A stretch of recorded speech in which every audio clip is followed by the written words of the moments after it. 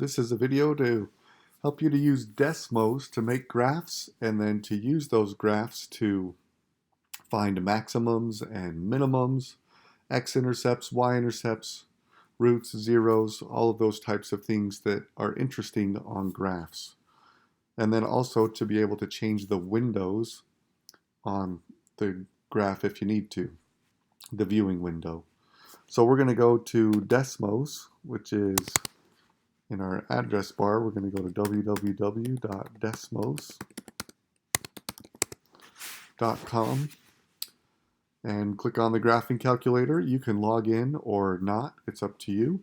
I'm going to go right to it and start putting my function in. I'm going to use a different size piece of cardboard than you did, just so that you have kind of the full experience and I'm not just doing it for you. So my piece of cardboard is going to be 30 by 48. So my function is going to look a little bit different.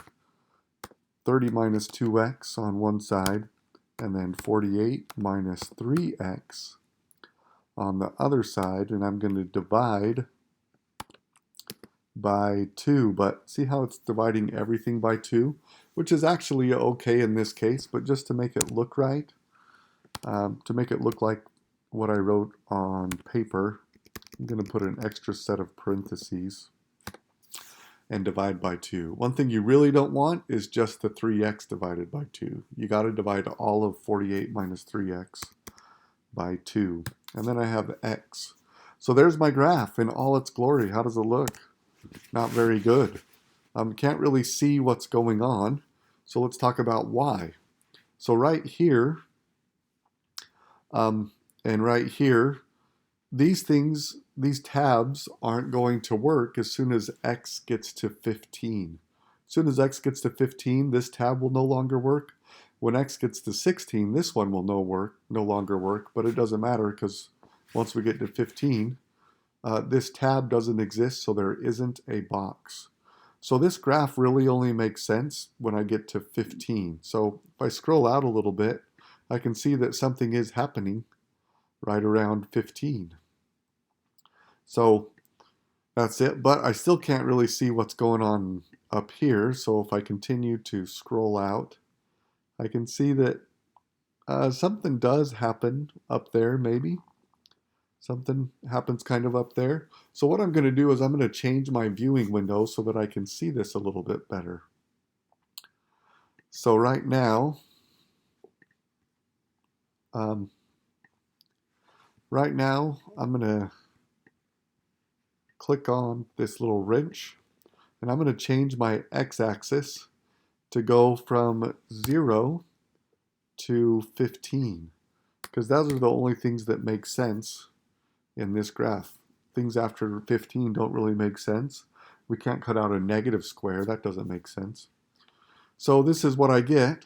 I still can't see the top quite, but I'm doing a little better. If I go up and find the top or scroll to find the top, looks like my top, if I go to about 1800, I would be big enough. So let's reset this window again. Since I moved it, I have to reset it. So 0 to 15, and on this one, I'm going to go 0 to about 1800. And you can see that graph really starting to come into view. So there it is.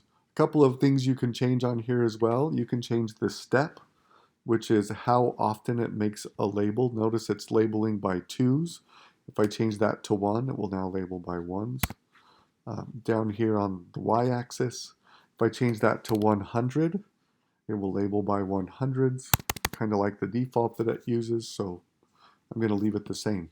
Also, I can change what the label for the x-axis is. In this case, it is square size. And on the y-axis, it is the volume. So that kind of helps me when I export this graph and put it on my presentation. If I have those labels on there, it will make more sense to the reader of what is going on. So there's my graph. It looks pretty good. There's one more thing I'm going to change on the window just because I want to see a little bit more than what's actually making sense on the graph. I'm going to add a little bit so that I can see the axes a little bit better. You can't really see the x-axis, but if I put a little bit on the negative side, then I can see the x-axis. So there's my graph. I think it looks great. The next thing you can do is you can find values on this graph. If you click on the graph and hold it, then you're able to trace along this graph. And it tells you the volume for different size squares that you cut out. So right here, this is about 2. If I cut out about a size 2 square, then my volume ends up being about 1,900, or excuse me, 1,092. If I cut out 3, or excuse me, 4, then my volume is 1,584, if that's the size square. Now notice that little gray dot right there? That's actually the maximum. That's the biggest one right there. So for my box, the biggest volume I can get is 1,651.8184, and that volume happens when I cut out a square size of 5.159.